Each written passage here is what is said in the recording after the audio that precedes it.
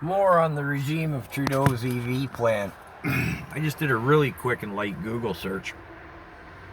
EV sales started largely becoming numbers in Canada in 2017. Mostly hybrids, but a lot of Teslas. And the numbers have been kind of growing since. So 2022, 2017, 5 years old. So we're just starting to see now, at 5 years, battery failures and decrease in range are coming to light.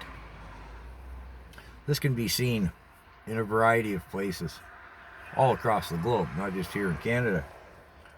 7 to 10 years, nobody in their right mind thinks those batteries are going to last any longer than that.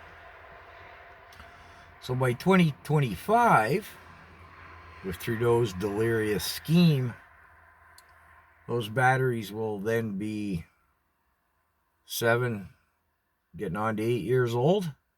The failure rate's going to be huge, especially here in Canada, where heat and cold work those batteries.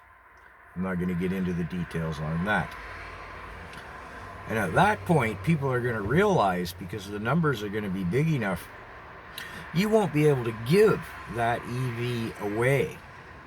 Conventional car disposal methods through recycling, scrap yards, wrecking yards, they're not going to take those things. There isn't enough value in the scrap to compensate for the fact that the battery is toxic waste.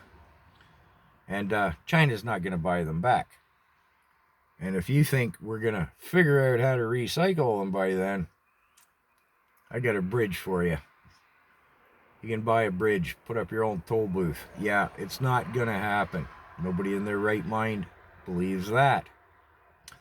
So you're going to have this lump of toxic waste sitting in your yard you can't get rid of. Along about then, too, they're going to,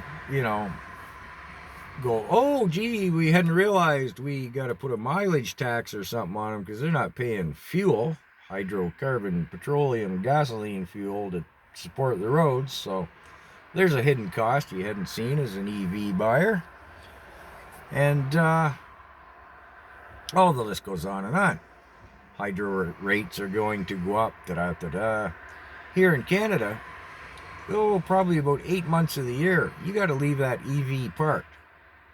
40% decrease in range below a certain temperature. Probably about 4 or 5 months of the year here in Canada. By golly, that's a 40% increase in operating expenses to fuel your EV up.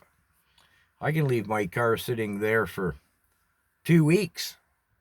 The gas in the tank won't evaporate. If it's below 10, 20 degrees below zero Fahrenheit, freezing, I have to leave my EV plugged in or it's empty. There's no electricity left in the batteries. So I have to pay to charge it just to sit there. Above a certain temperature in the summer, they'll drain their own batteries because if they're not cooling their batteries, they explode. And along about then, 7 years, we're going to have an awful lot of toxic waste batteries to dispose of. Where are we going to put them? China isn't going to take them back. We're not going to recycle them.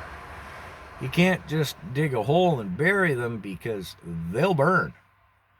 You can't pile them in a warehouse or out in a field. They burn. And boy, are they toxic then. Yeah.